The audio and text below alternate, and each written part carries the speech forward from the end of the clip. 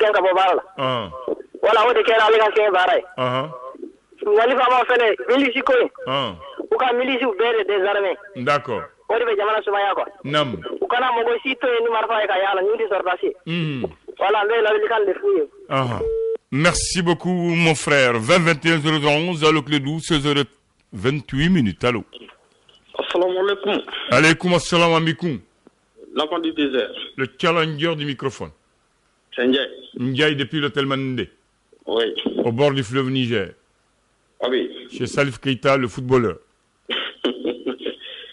Abdoulaye nam ami do ke président Koroye amin laka darosma amin ya rabbi laka yo samani amin laka iranye kanta dongono amin vraiment ay barake aywa depuis démocratie nana o ka bla bila ne se kan tere ci président mimma nam ko mi barake kan nimsi wasa o kali aywa ari kada amu droma nam ay malen jigi tugni mi nge amula ala mo ya jugu yaw kama ya rabbi shini aka to o nyuma ya soranye fo alginela nam t'imagines arbineta docteur sula ne war mi furala ni amu kunte akunte nyana bo ati nyana bo amu do kay ya rabbi alaka darosma amin bon c'est on est même famille conseil conseil national de transition alal lamo do fo kula uma de salama ko nyana bo mune bi abulon do fe ye nyini ye question jumene munde be ko ni wulu do se kan jabi mais au mun fana journaliste au fana kan yele ka tu nyini ga minu an fana kuna funu la we sita ambi jono nyini ga problème be de ambi se dasi de nyini ga ambi mbado nyini ga wo ambi moktar wonna nyini ga ça problème bo rod la abe badawdi abta badawdi kama amu journaliste wa nga goita de nyini ga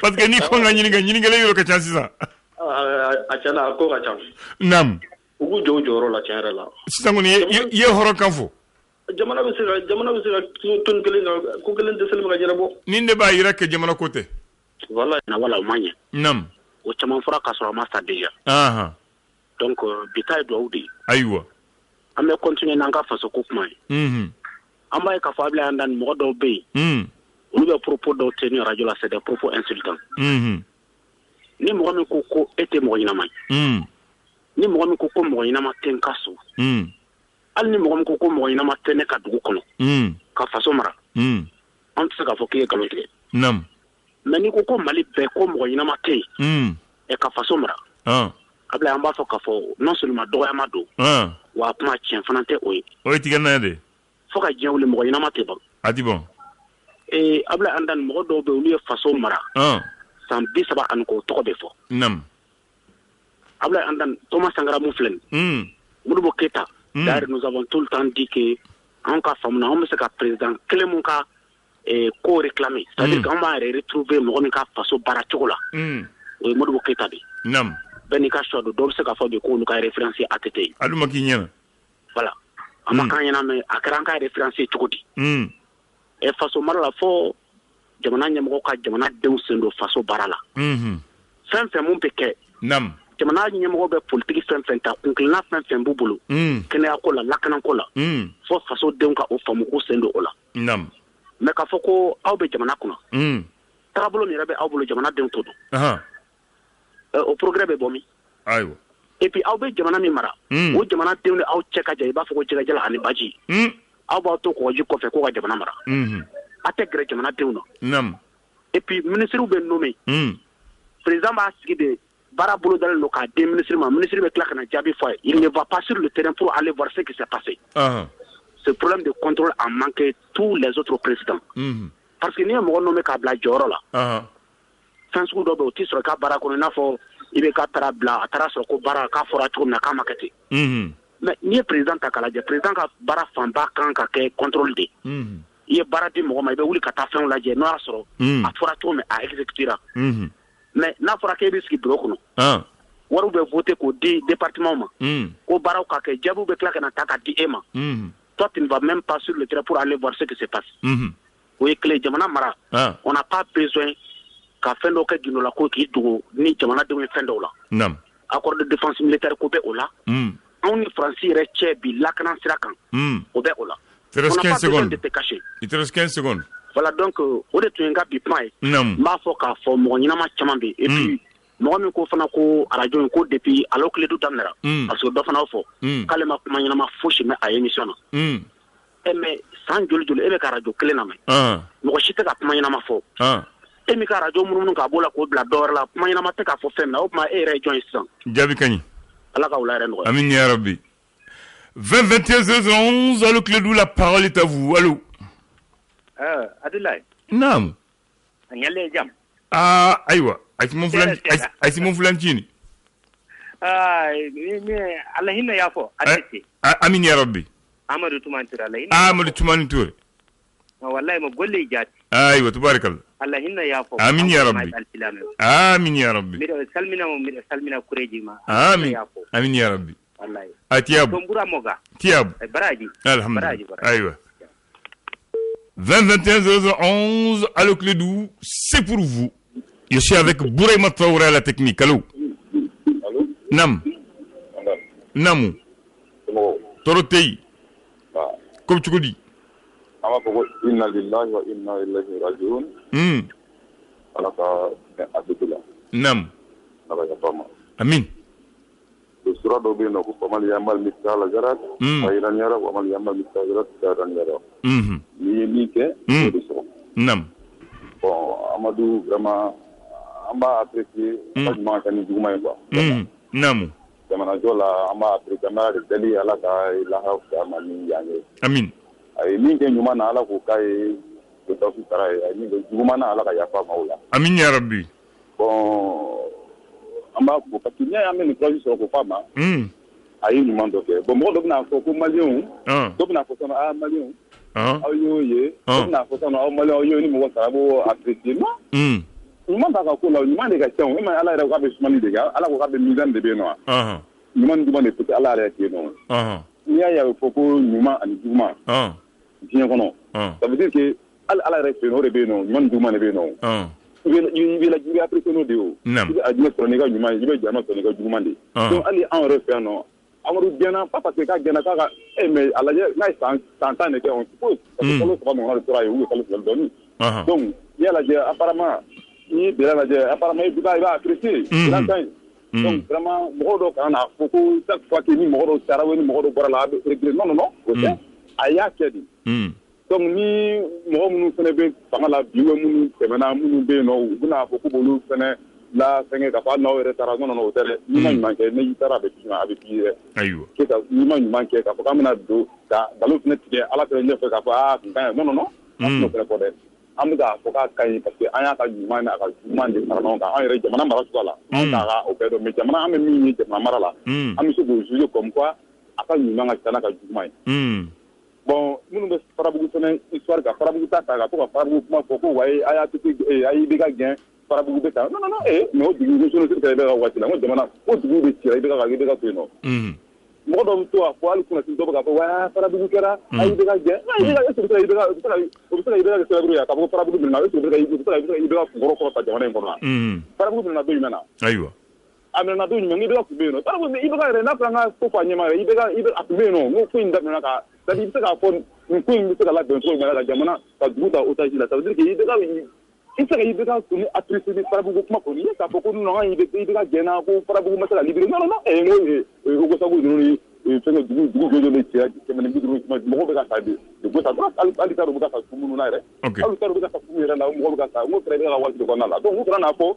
ku be na boda ko si di be ga man ka ko parce ko farabugu kera non au contraire il y a ka maloya ko de parce que ali armement munu ko ay mine munu ko ay tem munu ko aw di armement de tenir lui no o est farabugu ka dinaw d'accord alanga général corrompu munu be no munu ya bora chaque fois que ta soutenir comme quoi que minon be no rojmana ni be no ni ngale ya ni ko gele ma armée rebola un bon armée républicain ni ko gele ma olu bola na ni aya wa tudole ça veut dire que ni ga tem ko lu be no o le tueu no be no ni se ka kew ka dibu ka farabu ta bon do men ni on a comme ça normalement dans un pays militaire de manam ko no ko be no mali ko ko na est ce tanga ko pas là avec l'organisation nationale de quoi bien de lu ko meneni merci. Ça veut dire qu'il va à blender nous pour avion nous pour c'est-à-dire ni les borana beka pour penser ko armée mu fana yu ay ga ni galonga ko ko mo ko wala ko juger quoi oui ni na dalakana c'est-à-dire oui demande trahi quoi mais une nation de trahi donc pas tout ça pardonner quoi. Merci. Et pas pour tuer pour qu'on ait dalakana ko do barla. D'accord. Bien, moi je me souviens quand même le ministre de la Défense, Tahirou Dembélé, a dit on a ni homme, on a ni matériel. Ça je me souviens. Devant l'Assemblée nationale du Mali à la certification générale des députés. Mais il n'y a rien eu là-dedans. Et il continue à être ministre. Mesdames et messieurs, bonsoir. Et bienvenue à vous. Bonsoir. Bonsoir. Nam. Nifo. Adjarain. En grand boula fo. Nam. Aniga auditeur bemou bela jelen fo. Kuma mene bolo bi. Nam. Bon, tiam dona ama horan kan fo ngamore ma. Oh, kana fo ibi mo dogo ya. Ay kana fo na horan kan ay. Kana fo ama horan ya kan fo. Ndo ndijeno yi. Ayaka kuma le fo menta fe au kan ngongo ne ngarajo ka mandi. Ah OK, d'accord. Voilà, mundi be ima kana so ka fo mo warama. Ah OK, nyame. Ama kuma nyuma fo, ay kuma fa ma ben, mais kana ma fo horanya kanoke, yama. Ah nyame. Bien. Il faut bara trabolo ka ngo sebe. Très bien. Ame do ga nga président ala ka nyala. Amin ya rabbi. Ay fagama. Amin. Ni faut ka muer faut ka la mine faut. Non, c'est qui comment faut, seulement kana kuma déplacer de faux. Bon, il est parti. Voilà, non, il faut respecter l'auditoire, il faut respecter la différence d'idées et le point de vue des gens. C'est pas parce qu'il y a un mouvement bema ka fama horakan fo. Non, non, non. Beni haklinado. Beni famula chogodo. Beni ka kuma fo chogodo. Aye moufo, amani, aye moufo, amason, amayiso, amabelma. Mais kana fo ama horanya kuma fo. Ibo horanya tu korolo. Oh, horanya ko natila, dembere tila. Donc sabali, akona to ko kuma fo. 20 21 011, allô Clédou, c'est pour vous. Allô? Allô, oui. Bonsoir, tonton. Comment vas-tu, l'unique et vrai? Oui, je vais bien. Diallo Aminata Traoré. Elle-même. Bismillah. Ok, tonton, je fais un signe de vie. Très bien. Mes condoléances au président ATT. Et mon bonsoir à Boula. L'État Koulibaly de France. Namou. Sans payer Sidibé. Sans oublier mon mari Karim Traoré. Très bien.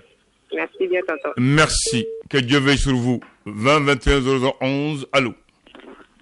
Allô, Ablandan. Namou. Ah, Moussa. Bon, Binti Keleke. Ah ouais, ok. Ante Bachie. Bifo. Comme Ibo Pango fo pour kanganam tafo akani. Ah? Ibi Panki tafo pour kanganam tafo akani. D'accord. Voilà. Bon, Bifo. Adjarain. Ngel Korobu la fo. Nam. Mais Amnata Diallo fo Madame Traoré. A Global. Il a même pas be. Nam. Bita ambo ke dota yanga président koro no ye Amadou Touré ATT. Amé dota ya la ka yimsa mayani. Amin ya rabbi. La ga frasla mesuka. Amin ya rabbi. De stress mun ala ko do akola. Amin ya rabbi. Bon, kuma kelen de do mal ko ni mo ga ni manga parti fo ni fa salen ko fe mais ATT ka tman fora de ka ni man fora. Namu. Ale ka nyuma malien ndama do ala kinya ere la. C'est pas ma sabe ka fo. A fora parce que sekira ka botungana mo ya kumbeni ni sojaye. Voilà, au bekera nyana ya. Donc ay faso de nyuma da ya joro ke faso ina. Kada ka ben wati mi. Ali kada sira ko damama. Kinya ere la bumoko du kona ni ka bo bumoko kata erezona. Joro fi sira ko la. Bombe o kelen fo ka danye o na nyu anan chaba. Namu. Donc ambi dota ala kala hausama ke ya. Amin ya rabbi. Vraiment en doucement kasale antu bo besklen lokale makono. Nam. Antu ba fa ki profiter président ko fe Kosobe. No bebe wuli masaba indela. Aywa. Ni a de sarsi muntale fe fuiti franca ali seconti franca fenti bala fenti franca. Donc besklen me ka le de makono. Barakallah. Ala ka mbe nya ka do makono. Amin ya rabbi. Nam ta jamuna la ko no ka. Amin. Amin. Ala tay foli. Merci beaucoup. Ombe Garansila Founira, Ombe Madkouate, Ombe Sek Fouparina. Toubarikallah. Merci beaucoup. Merci. Merci à toi, Moussa. C'est vrai, ATT, quand on parle d'ATT, on pense à l'hôpital du Mali. On pense aussi à quoi encore? Le 3e pont de Bamako. On pense au pont de Gao. On pense aux 5 km de Guiron dans toutes les villes. On pense à quoi encore? On pense à l'Amo, la Kanam. Ça, si on arrête là, on ajoute ATT Bougou, c'est pas la peine de commenter les autres. 20 21 011, allô Clédou, c'est pour vous. Allô, mon ami et mon premier chef du gouvernement. Comment vas-tu, mon président? Non, tu formes. Ah, ça, je le sens même par l'introduction. Non, non. Malimani, président, nous construisons. Aïe. Glanina, numéro Bora Bena. Allah Akbar. Mais quand fantan ko, yakine deu. Usubusu Kerela. Nam. Pasili Kelau. Hari atete bugula pasili Kela et Soudama. Allah Akbar. Atete mbaka pen plata gros. Amo. Ani an femme nous boranga chokoroba bora yoli la kalo sabani kake kalo kele. Nam. Pension. Pension. Ouais. Ote po ye chrétien ga yoro minu la ya. Samaya. Nam. Libanais do ya kia ya mine. Kaka war segama kaduma. Kake titre bonze. Kake titre fonce ko wele kaduma pale la. Nega kolon tigala nunu me yoro mi. Ambalma nunu. Ale de titre fonce duma koninte adomo kana na milawa. Allah Akbar. Ni koy ba fo. Lobo kanya titi. Ne la ka fai. Ayere so domingo ni lobo tunte. Utu mi faka pale ngolo. Allah Akbar. Lobo kanyu ma de ala ya barati nuche. Ema ale bora kele mamilu yamle uye sangulo la ke kasola. Kalon te jamana jo. Tie. Ateke mlela domi ebo kalama ikantena ne ko na be kume comme hero. Akera. Nam. Atete. Nam. Ni ko iba fo banabaga to kako. Minnu bɛ jikɔrɔna banaba de minnu na. N'a taara a b'a tigɛ d'u ma de. Samedi la i b'a tete de ye a ka paradoni kɔnɔ a bɛ jigin k'i sigi carré la. Ka tiga min ka bɛlɔti bɔ a n'a terikɛw. K'a to président la ka tila ka taa Kuluba. K'a lajɛ jamana bɛ situation min na. N'a gɛlɛyara balimaw de bɛ yɛlɛ Kuluba k'a jira ko malo da gɛlɛyara nin bɛ yen. A bɛ ministre wele n'u nana fɔ n ye nin réglé sisan. Bi. An bɛ dugawu kɛ min y'a kɛ k'a fo ka barika da. Ka Ala fo ka barika da. Ale de bɛ se ka nin kɛ. ATT. Mali ATT dɔn de k'a di Mali fantanw ma walahi. Fɛn fɛn nana a bɛɛ kɛra. A bɛɛ mais e ma se wa i bɛ ka kuma bɛ fɔ ATT kɛrɛfɛ yan. U tɔgɔ k'u b'a lamalo. K'a humilier Ala ko k'o tɛ kɛ. I bɛ k'a yɛrɛ humiliera. Parce que a bɔra da min fɛ maa si tɛ nin choisi. Ale nana o don na o bɛ taa u jɔ k'u bɛ liti parata ko kɛ k'u b'a kunbɛn. ATT nana don min hali jinɛw y'a dɔn k'a nana jamana in kɔnɔ yan. An n'an bɛ min f'i ye n'i ye ko kɛ Ala kama. Siga t'o la. Ka fantanw ɲɛji cɛ. Ka dɛsɛbagatɔw ɲɛji cɛ. Wallahi talahi i tɛ sa ni Ala m'i ka ɲumanya. Ala jɛ a bɔra président la l'exemple la ne nin ye ɲɔgɔn sɔrɔ ye. Kɛri opéré yɔrɔ a kɛri opérera yen de o don na. l'exemple yɛrɛ y'ale kɛ sababu ye. A kɛri opérera yen de o don na. U taara contrôle de la Kirikina banna kunun 5 heures du matin 3 heures du matin. Ale de ye a bɔra président la ye. A y'a ɲini a ka mɔgɔw fɛ u ka kɛri ko parce que fantan se tɛ fantan ka t'u denw ye kɔfɛla la k'u ka kɛ Mali la yan. Hali a bɔra président la a ye baara kɛ jamana in ye. Mais Ismaël Samajo n'an tun ma kuma an bɛ bana. Parce que c'est nin cɛ. An bɛ Mali mago bɛ nin président na mais ka taa Sorbonne na ATT ma kalan jan kɛ koyi. E yɛrɛ ma taa Sorbonne na koyi mais i bɛ k'an ka maliyɛnw kunnafoni. Minnu taara Sorbonne ni préparé à Paris un des doping de olu de jamana in faga k'a kan tigɛ. U bɛɛ kan ka taa kaso la. U jugé par un tribunal populaire k'u don kaso la n'a ye fara n bɛ taa n'u ye paya la k'an jɔ ga la ka bu tobi k'a dun parce que u n'a man kan. Merci président. Merci. Oui, Amadou Toumani Touré, c'est l'homme des ponts et c'est l'homme des hôpitaux. Il a tout fait pour la santé et pour la circulation du Mali. Le pont de Gao. Le deuxième pont de Bamako, c'est lui qui l'a inauguré si les gens ne sont pas au courant. Même si c'est Moussa qui a posé la première pierre. Le troisième pont de Bamako. Ce n'est pas terminé. Il a fait le Luxembourg avec sa femme Le Beau. l'hôpital Somini Dolo de Mopti, l'hôpital du Mali de Bamako. Si on passe seulement, on n'oubliera jamais ATT. Hein. Allô? Allô? Abdoulaye Handan. Namou. Amifo. Ça va? Iwale Imando. Ah. Yana me tashifle ganga chokorwa mbana ATT. Nam. Yere la ame dogala ka hinala. Amin ya Rabbi. Ya fagama. Amin. Ayan ko ngina la ko noya. Amin. Awa. Amin ya Rabbi. Bo sorena. Nesele konoba ro ne agli digna ATT la. Konoba. Konoba. Monument de la paix. Voilà. L'échangeur multiple de la cité administrative. Voilà, insira ndra agli digna la. Allah akbar. Ni lisra lig damu fun agli digala. Lisra Musa Bugu fun agli digala. Namu. 80 points fun agli digala. Namu. Gawo point fun agli digala. Bien. Kita babil fun bete. Aywa. ATT agani man sega foga ban. Tabarakallah. Ame do re gala kan nyom masaga che ambulo. Amin ya Rabbi. La bara dal no bela jele. Amin. An sega do re foga temeninga. Aywa. Me kurutum krame ko kala bamugu dala. Namu. Awa mi bla. Ah bien. 20-21-11 à le Clédou, c'est pour vous. Allô? Oui, allô? Ablaye Andal Jifé. Eh, ça c'est Boubacar Dengue. Non, Boubacar Fa. Ah, Boubacar Fa, doit. Do Ablaye. D'accord. Mi fo Ablaye. Adjarain. Ka Boubacar de femme na tajelo e korobula. Nam. Isule samake. Ne santé. Nam. Monsieur Omar, c'est mémorable pour la salle, monsieur Touré. Mais belle, je ne vois pas. Ok. Ma base en boulot. Amala de la Kayafanga, président. Amin ya Rabbi. Able Adam Densi d'Afalent et bien chose qui connaît. Sikotola. Ou à mon manager, tu vois, les bases à payer Philippe, à la Cabaret. Non, ma chis sont tentés. Moi, c'était une sorte de Mogomena. Mais ni quand nous manquons de son et un bignou m'en fout.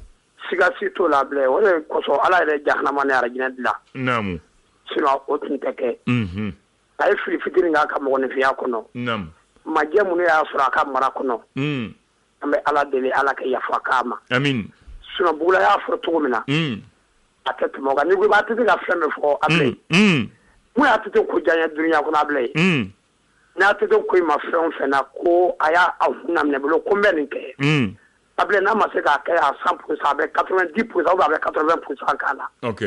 Donc, wada ma de mana made. Namu. Ambe ala de dele ala ke yafa kama. Amin.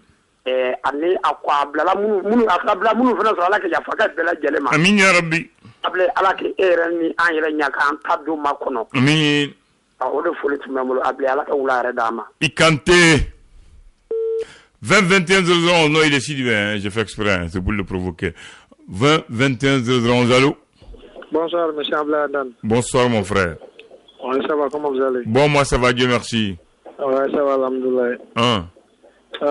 Suleiman Samake, depuis Batlabougou.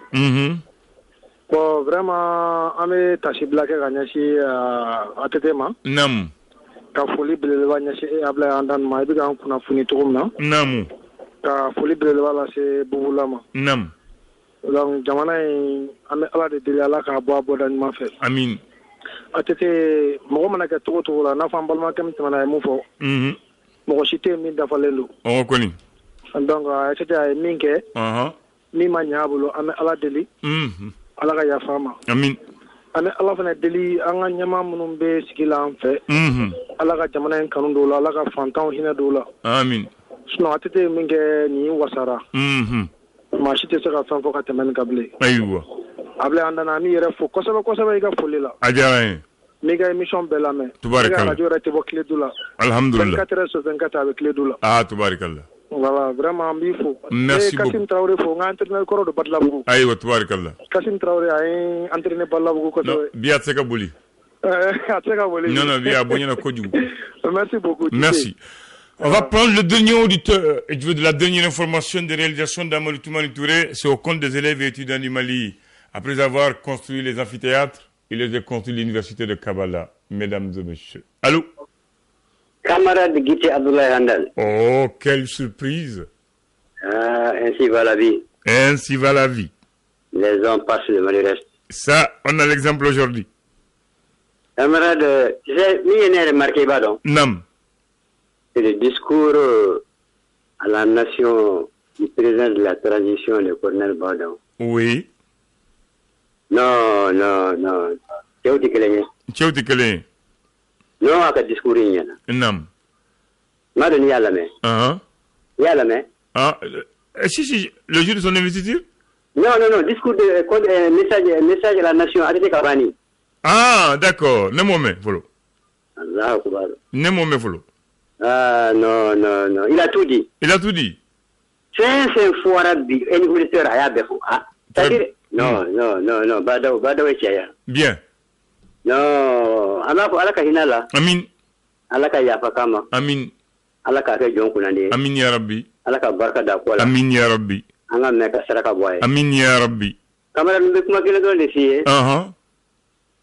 Après ATT. Oui. Il faut se poser la question. Après ATT. Oui. Mbekuma Dofi, monsieur Kanserea. Lorsqu'il a été exilé à Dakar là. Oui. J'ai dit tant que ATT mana. Ngo basi tike jamana. Allah Akbar. Ko choko di nganga sikafle. Aywa. Kamara cheo tike lenyesa. Asikato. Sili halibi anganjija. Ni ngalo tike shula kada ko ju. Ako wati me akala yara. Atale mo kya faya nyininga. Iye ninge muna.